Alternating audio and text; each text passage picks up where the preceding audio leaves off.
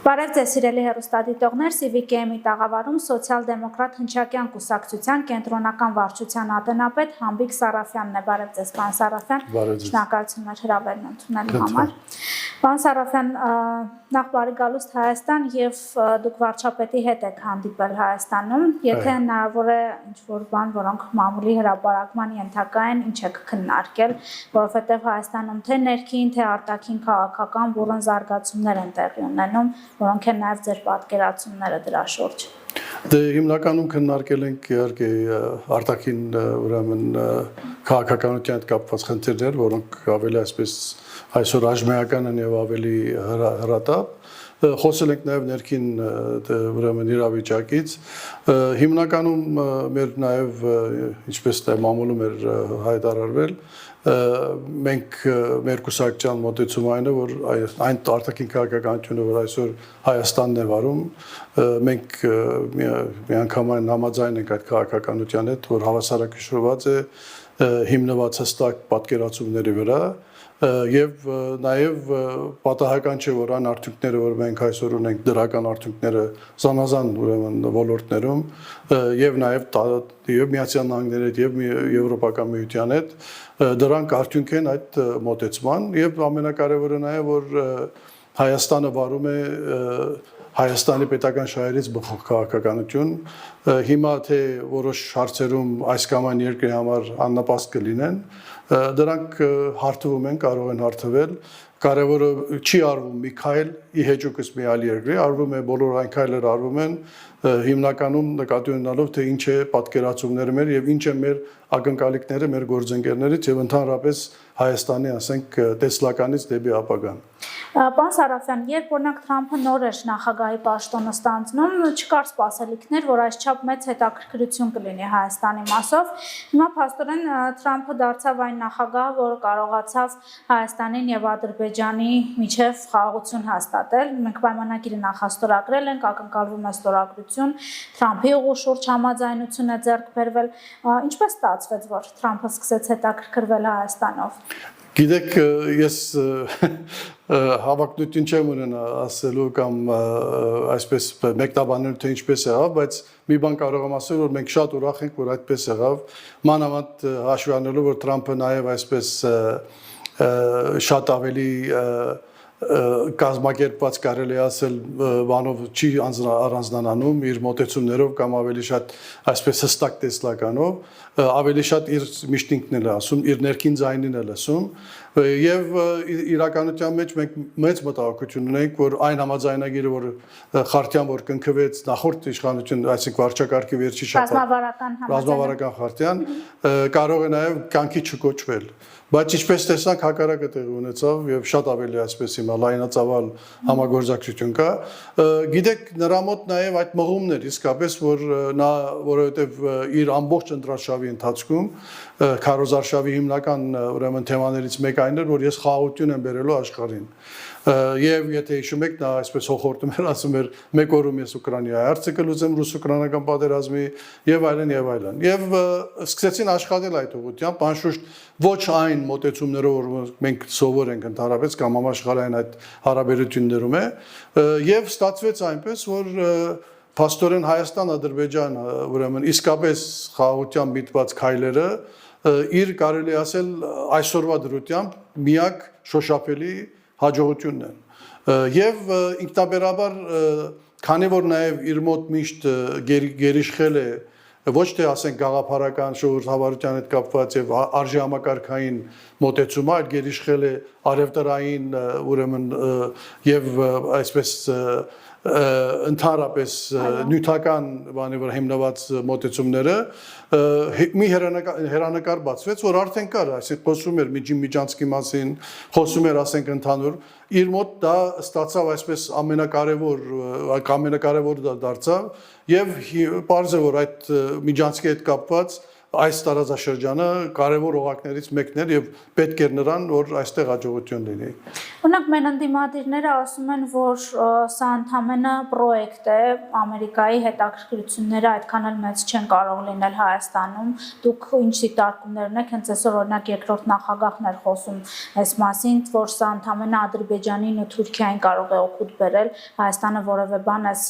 պայմանավորվածությունից ճանապարհի շուրջ չի կարող ստանալ։ Ինչ կարծիք ունեք սրանք պարզապես ինչ որ ընդդիմադիրներ քաղաքական դիրույթում կդիտարկեք, թե իսկապես կան մտահոգություններ։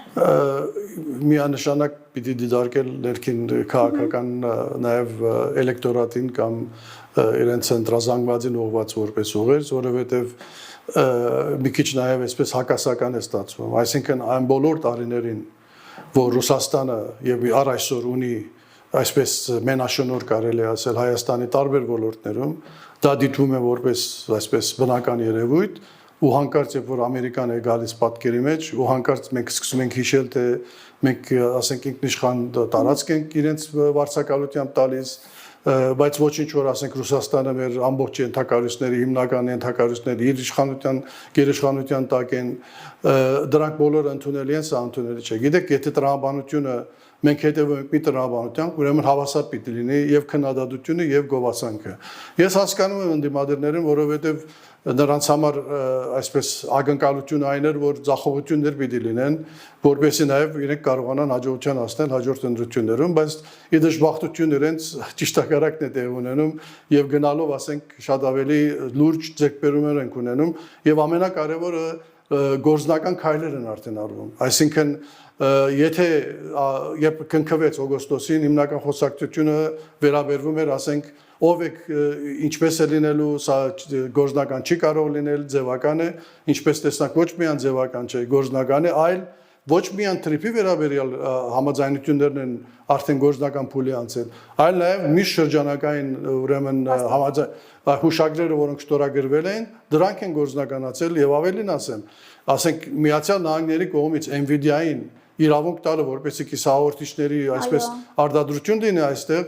սա պետք է շատ այսպես ոչ միայն ուրախ լինենք, որ այդպես է, այլ նաև կարողանանք գնահատել ըստ արժանապատվության, թե ինչ է նշանակում սա, որովհետև սրա համար հատուկ թույլտվություններ պետք է Nvidia-ին օտար երկրում կիսահաղորդիչ արտադրելու, որովհետև ամբողջ պայքարը հիմա մանավանդ գերտերությունների միջև Չինաստանի, Միացյալ Նահանգների հիմնականում այդ նոր ուրեմն տեխնոլոգիաների վրա է հիմնված ու նրանց համար շատ կարևոր է իմանալ, որ այսինքն այս երկիրը Հայաստանի նման երկիր իրենք ապահով են զգում, որ Հայաստանից արտահոսք չի լինելու, որպեսզի գողանան այդ ուրեմն տեխնոլոգիաները եւ իրավունքն են տալիս, որ Nvidia-ն կա եւ չեմ բացառի, եթե մյուս նաեւ մեծ ուրեմն կազմակերպություններին թույլտվություն տրվի, սա նշանակում է, որ Հայաստանը հիմա դարձել է լիարժեք գործընկեր Միացյալ Նահանգների համար եւ մեր պատկերացումը միշտ եղել է, որ այսպեսին պիտի լինի նաեւ մեր հարաբերությունը Ռուսաստանի հետ, որ դժբախտաբար այդպես չէր եւ այսինքն զարմանալի հնչում են քննադատություններ այն մարդկանց կողմից, ովքեր գույք պարտքի դիմաց ամբողջ Հայաստանի $100 միլիոն դիմաց միլիարդավոր դոլար արժողություն ունեցող ռազմավարական երկրի համար կենսական կարևորություն ունեցող ուրեմն գործարաններ հանձնեցին Ռուսաստանին եւ հիմա այդ մարդիկ այդ նույն այսպես վստահությամբ խոսում են մի բանի մասին եւ այսինքն իրենց աչքի գերանը չեն տեսնում, ուրիշ աչքի փուշն են տեսնում։ Ես կարծում եմ, որ ինչպես ասեցի, ներքաղաքական իմաստ ունի, բայց գործնականում մենք տեսնում ենք շատ ավելի լայն հորիզոններ, լայն հեռանկարներ եւ հիմա մեր համար ամենակարևորն է, որ մենք ինչ պիտի անենք մեր կողմից, որպեսզի պատրաստ լինենք գործադրելու այդ գործնական քայլերը կարողանանք գործադրել շատ արագ եւ շատ արդյունավետ կերպով։ Դե հաջորդ շարժումները հենց ԱՄՆ նախագահի անձի հետ է կապված, որ հաճախ ասում են օրինակ Թրամփը մոռանում է Հայաստանի անունը, Ադրբեջանի անունը իր հրապարակային հայտարարություններում, ինչ գիտենք, որ վաղը օրինակ չի փոշմանի սրա հետ կապված հետ չի կանգնի։ Իհարկե սա շատ անլուրջ է թվում այս խոսակցությունը, բայց կուզեմ անդրադառնանք նաեւ այս դիտարկումներին, ինչքանով մենք վստահ լինենք, որ այս փաստաթուղթը թեպետ ունի իրավական ինչ-որ ուժ, բայց օրինակ մենք կարող ենք հուսալ, որ այն պայմանավորվածությունները, որ ձեռք են բերվել 74.26%, նախնականը 49 տարվետագամ երկարաձգելով իսկապես կյանքի կկոչվի։ Գիտեք, ճիշտ է, Միացյալ Նահանգներում մանավանդ այս նախագահի հետ շատ բան է կամայական, դրանում ոչ մի խոսք, շատ տրամադրություն է փոխվում իր մոտ, ինչպես տեսնում եք Ուկրաինայի հետ կապված, օրը նոր, ասենք մոտեցումը նոր, մի օր բարեկամական, բայց միակ բանը, որ հաստատակամ շատ այսպես շատ հստակ կերպով առաջ է գնում, այս մեր կողմն է։ Եվ նոր ես մի քանի անգամ նշել եմ այդ մասին, վերջը Թրամփի համար սա իսկապես հաջողություն է։ Եվ չեմ կարծում, որ նրա շահերից է բխում եւ քաղաքական եւ նաեւ ներքին առումով, որբեսի միակ ծրագիրը, որ միակ հարցը, որ ինքը կարող է իսկապես հպարտանալ, ասել համար, որ 30 տարի պատերազմից հետո ես կարողացա խաղաղություն բերել, դա իսկապես մեծ նշանակություն ունի եւ մյուս կողմից էլ երբ որ արդեն գործնական քայլերն են ձեռնարկվում, այսպես նախագահի կմաճուկից կախված բաներ չեն։ Ճիշտ է, կարող է ինքը կանգնեցնել, բայց նախ եւ առաջ հարց պիտի տան այն մարդիկ, ովքեր ասում են Թրամփի անձից է կախված, թե ինչու պիտի ինքը այդպիսի բան անի։ Նա երբ որ Ռուսաստանի հետ կապված, ասենք Ուկրաինայի հարցերում է անընդհատ մտկափոխ լինում։ Դա բոլորովին այլ ոլորտ է, որովհետեւ այնտեղ շատ ավելի բարդ իրավիճակներ են։ Այստեղ բոլորովին այլ իրավիճակ է։ Այստեղ ապագային միտված Միացյալ Նահանգների նաև շահերից բխող ծրագիր է սա։ Եվ իրենք են նաև չէ նախաձեռնել այս ամեն ինչը։ Այդ շրջանակային կարող են չստորագրել այդ շրջանակային համաձայնությունները։ Ուրեմն եթե իրենք ստորագրել են, դա արվում է ինստիտուցիոնալ մոտեցումով, այլ ոչ թե արվում է, որովհետև նախագահ Թրամփը ասեք լավ երկու հատ էլ բան ստորագրեք այս երկրի հետ, այդպես չէ, համապարփակ ծրագիր է, որի վրա լուրջ մարդիկ են աշխատում,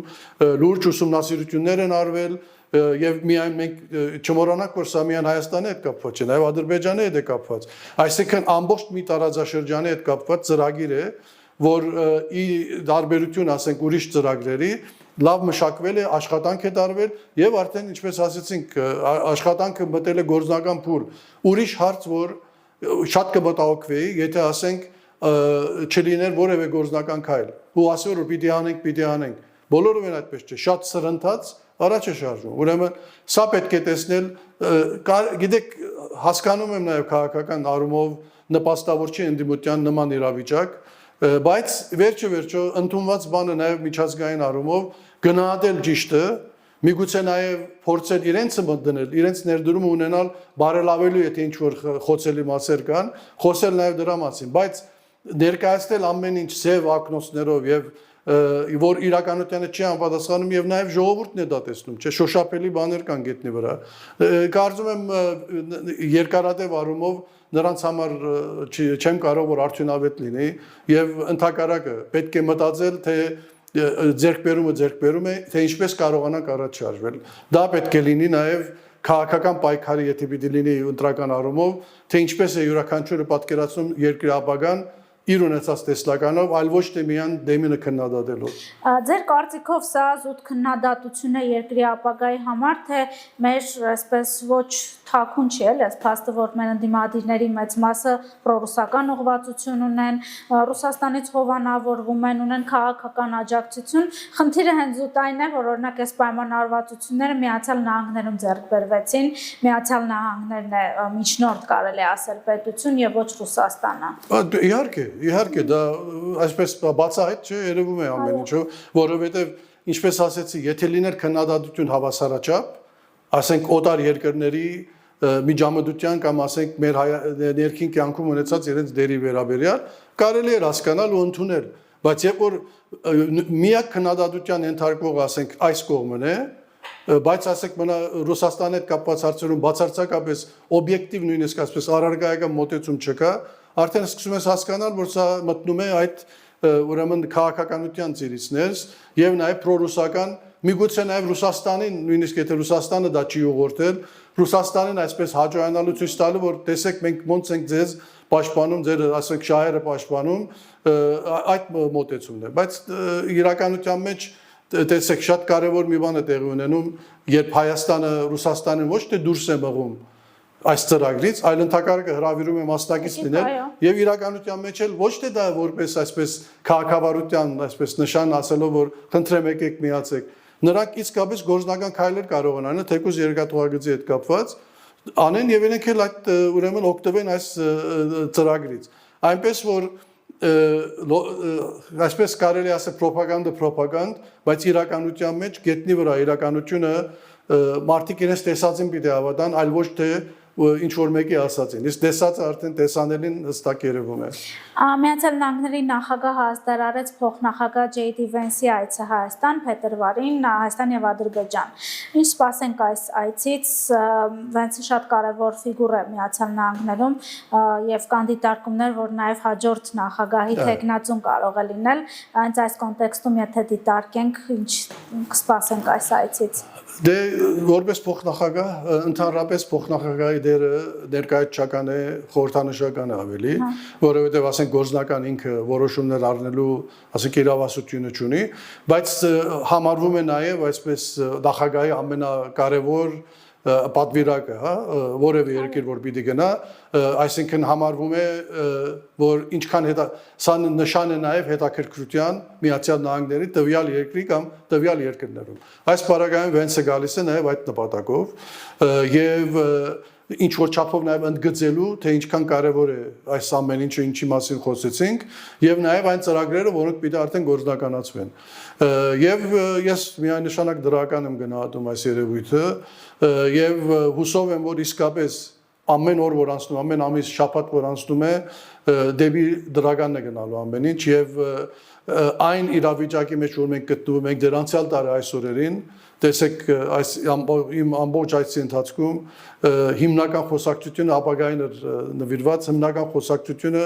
հնարավորությունների եւ գալիք ասենք մեր աներիկների մասին այլ ոչ թե այն մտահոգությունների որ պատերազմը սկսվելու է թե ոչ ունենալու է գոյութաբանական խնդիր թե ոչ նշանակում է որ սա արդեն լավ խնդիր է մեր համար ունենալը որովհետեւ սա արդեն մեր համար նաեւ մարտահրավեր է բարելավելու եւ նաեւ իսկապես գործադրելու այն ծրագիրները, որոնց մասին խոսում է եւ նրա այցը նաեւ պիտի դիտարկել այդ ծիրիցներս, այսինքն գնացքը շարժվում է, թե կողքից ինչ կասեն, ինչ չեն ասի, կարեւոր չի, ամեն կանգարեն մենք արդեն արդյունքներ ենք տեսնում եւ հուսով եմ, որ նաեւ շատ ավելի գործնական քայլեր են ապագայում լինելու եւ այն ինչի մասին որ մենք երազել ենք վերջո այսպես կարող է իրականություն դառնալ բայց չեն կարող հերքել որ շատ կարևոր փաստ են Հայաստանում սպասվող ընտրությունները ամռանը եւ սրանցից նաեւ շատ բան է կախված արդյունքներից մեր պայմանավորվածությունները կյանքի կոչելու իմաստով որոնք են ձեր տպավորությունները ակնկալիքները ընդհանրապես Փյուրքում Միացյալ Նահանգներում նաեւ ինչ պատկերացումներ կան դե մեր ակնկալությունը շատ հստակ է որ այս ընտրությունները իսկապես կարևոր են լինելու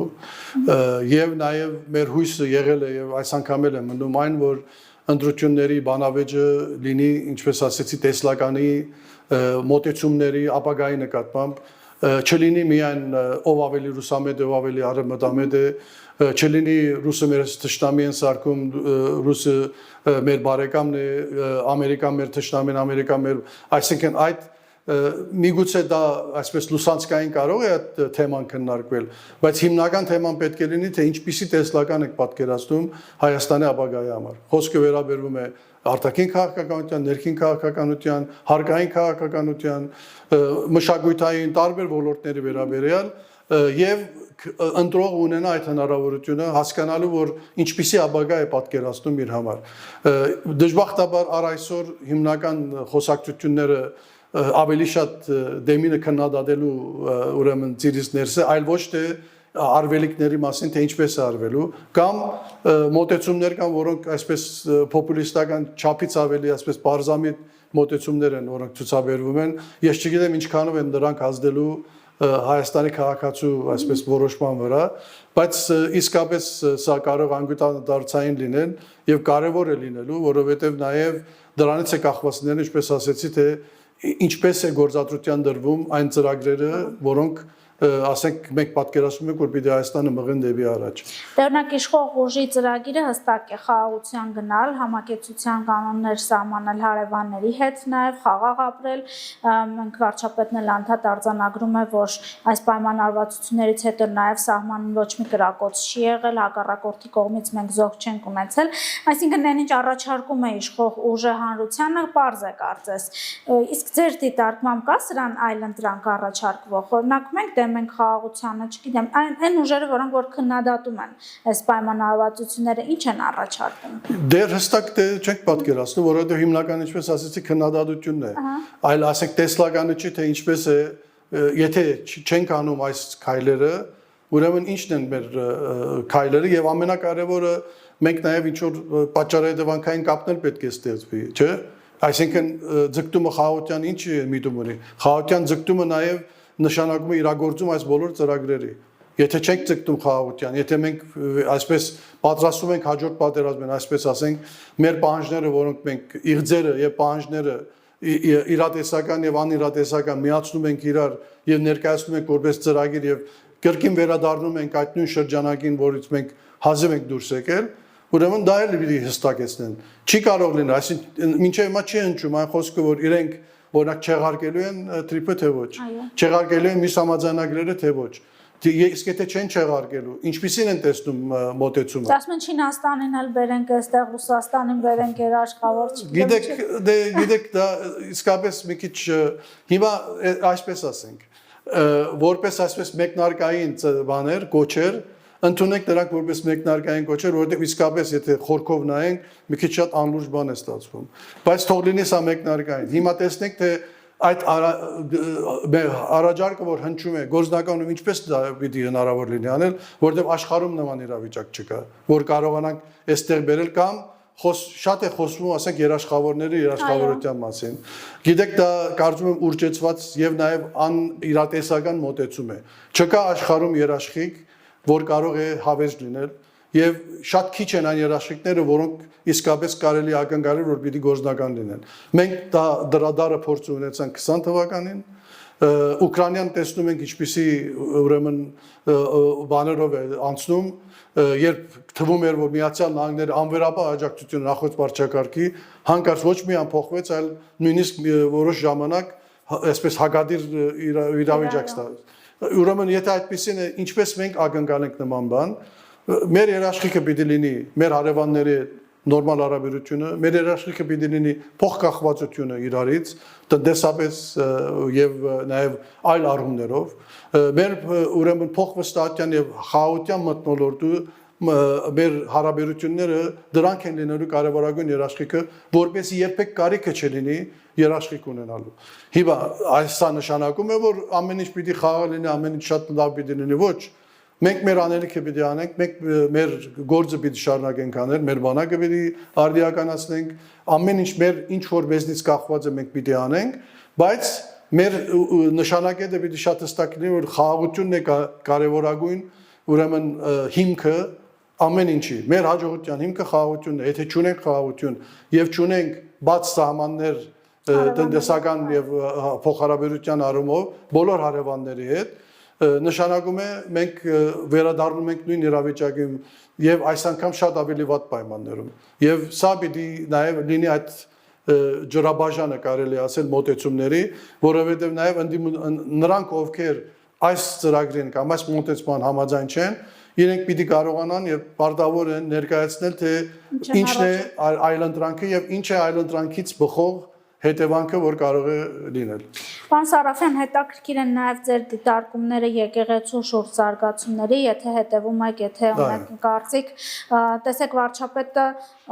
փոփոխություններ է ուզում անել եկեղեցում, կաթողիկոսի հեռացումն է պահանջում, պնդելով, որ ինքը խախտել է կուսակրոնության ուխտը, նաև հնչել են մեղադրանքներ, կարելի ասել, ազդեցության մասին Ռուսաստանից եկեղեցու վրա,